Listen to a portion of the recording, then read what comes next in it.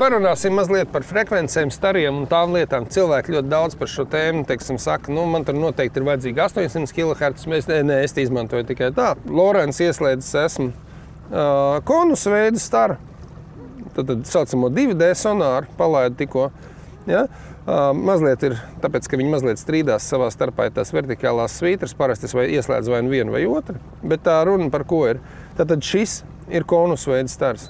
Viņam ir vairākas frekvenču iespējas. 83 kHz, tas mums dod platāku staru, mazāku precizitāti, bet stars ir 60 grādu plats, līdz ar to, teiksim, tur ir daudz vairāk informācijas iekšā. Manā laivas gadījumā viņš nestrādā, tāpēc, ka man ir iebūvētais devējs un tur ļoti švaktā. Viņš strādā tikai uz 200 kHz normāli.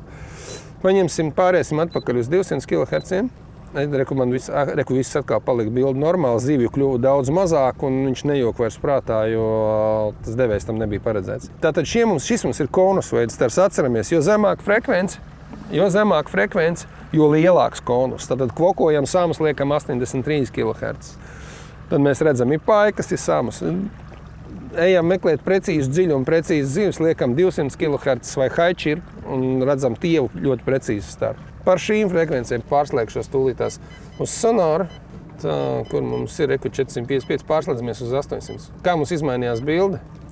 Mēs redzam, tātad 800 stars ir daudz precīzāks, bet arī daudz tuvākā diapazonā. Mēs tagad redzam ļoti augstas detaļas pakāpes. Ieiesim tūlītās, ieiesim tuvāk. Ja, un mēs redzam, mums ir baigā izšķirtspēja šobrīd. Ja?